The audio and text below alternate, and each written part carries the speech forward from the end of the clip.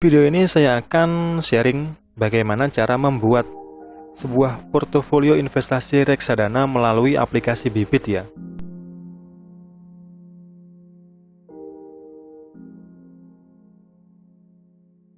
Di sini saya menggunakan aplikasi Bibit yang berbasis web ya, atau web app. Nah, kalau teman-teman pakai aplikasi yang berbasis mobile baik di Android maupun iOS, tampilannya akan sama, hampir sama. Cuman kalau di web atau di tablet ini tampilannya akan menjadi landscape ya. Kalau di apps Android atau iOS akan portrait. Tampilannya akan sama seperti ini, gambarnya seperti ini. Nah, ini adalah tampilan awal dari aplikasi Bibit ya. Nah, di sini kita akan belajar bagaimana cara membuat portofolio. Nah, sebelumnya apa sih portofolio itu?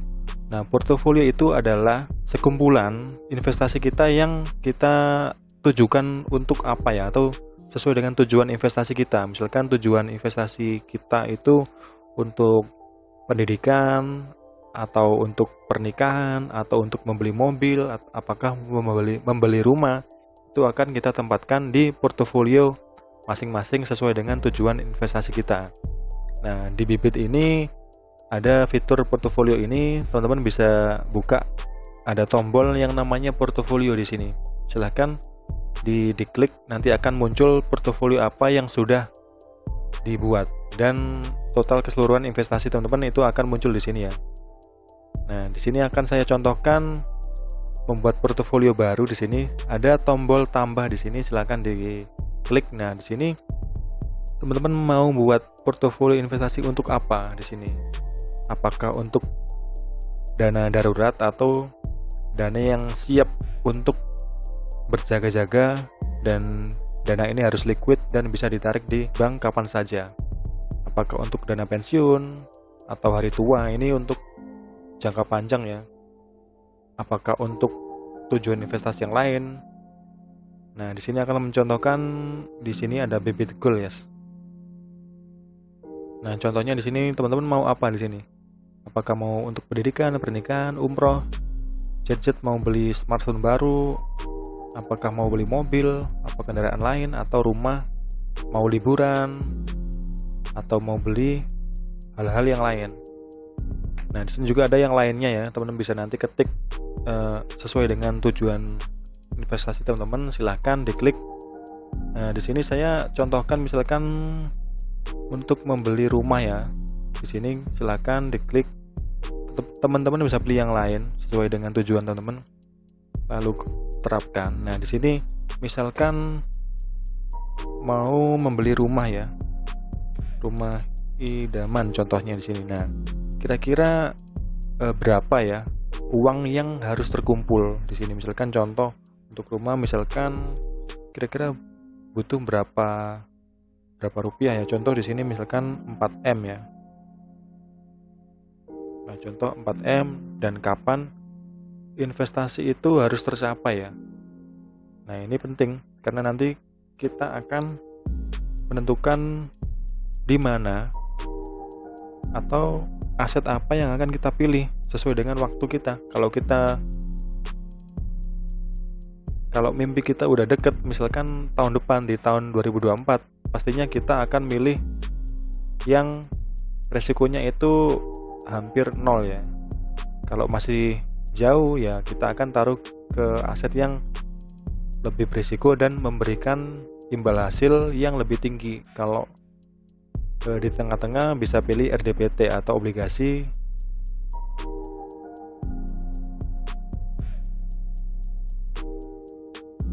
Nah, ini yang saya contohkan mungkin akan tercapai kalau sekarang di tahun 2023, mungkin 3 tahun lagi ya. Contohnya 2026. Ini contohnya ya. Atau mungkin agak lama lah. 2030 contohnya. Nah, di sini. Nah, di bulan apa? Contohnya di sini. Lalu klik. Nah, di sini akan muncul dua pilihan. Ikuti rekomendasi robo atau pilih reksadana sendiri. Nah, bedanya apa?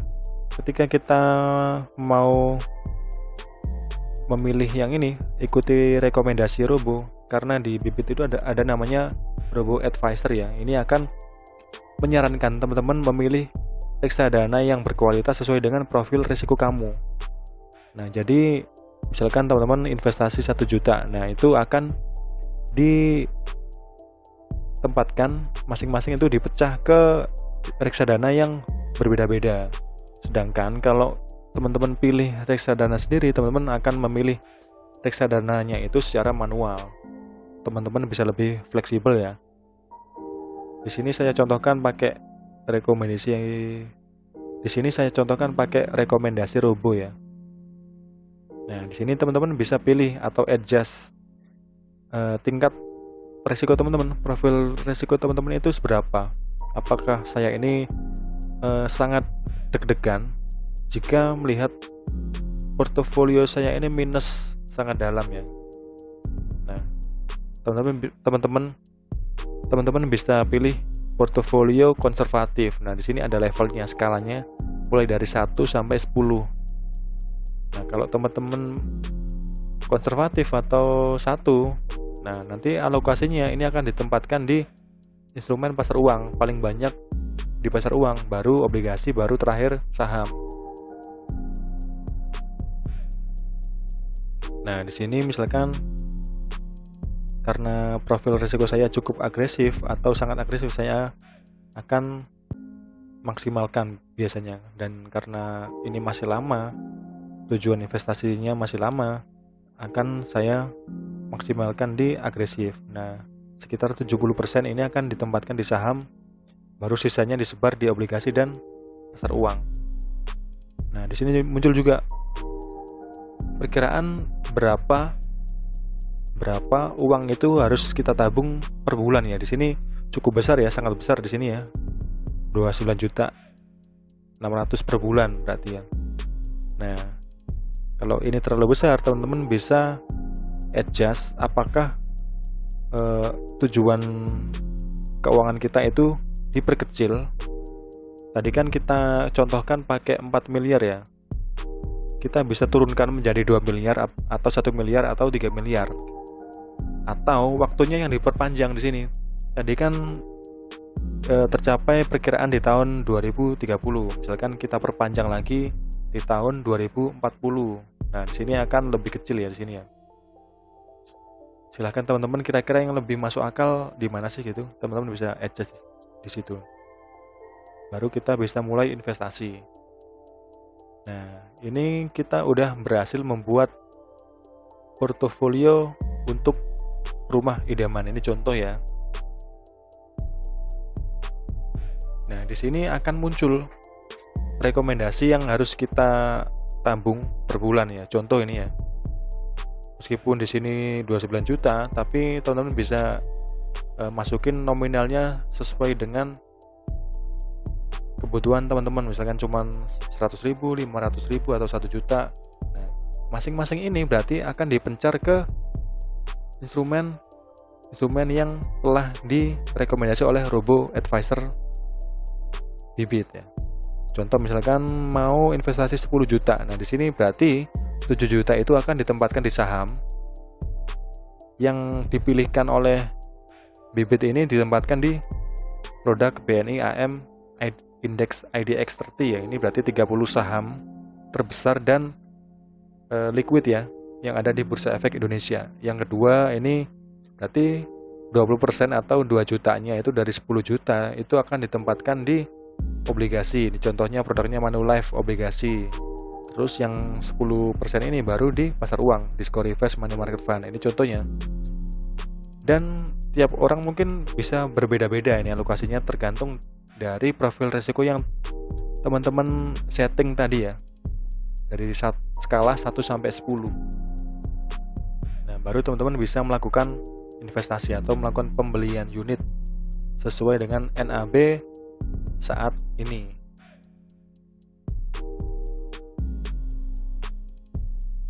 Nah, nanti setelah kalian melakukan pembelian akan muncul di sini ya, akan muncul pilihannya di sini. Nah, teman-teman juga bisa mengeditnya ya di sini. Tadi kan kita setting 4M ya. Kok setelah kita lihat mungkin kok terlalu besar, teman-teman bisa adjust di sini. Ada menu edit di sini. Nah, misalkan kok 4M terlalu besar, misalnya kita adjust menjadi mungkin 2M ya. Dan waktunya mungkin kita perpanjang sampai 2035 agar kita lebih ada waktu. Nah, jadi kira-kira yang harus ditabung itu sekitar 6 juta di sini. Nah, kita simpan ya. Lalu kita setting lagi, kita sesuaiin dengan profil risiko teman-teman. Di sini saya contohnya pakai 10 ya. Karena masih sangat lama. Nah, di sini nanti ketika teman-teman melakukan investasi akan muncul di sini. Nah, di video selanjutnya nanti akan saya buatkan video bagaimana cara melakukan pembelian reksadana. Dan semoga video ini dapat membantu teman-teman untuk memahami bagaimana cara membuat portofolio dan setting goal tujuan keuangan kamu. Dan teman-teman bisa komen di bawah ya. Kalau ada yang mau ditanyain nanti akan saya bales atau saya buatkan video untuk menjawab pertanyaan teman-teman. Dan sampai jumpa teman-teman.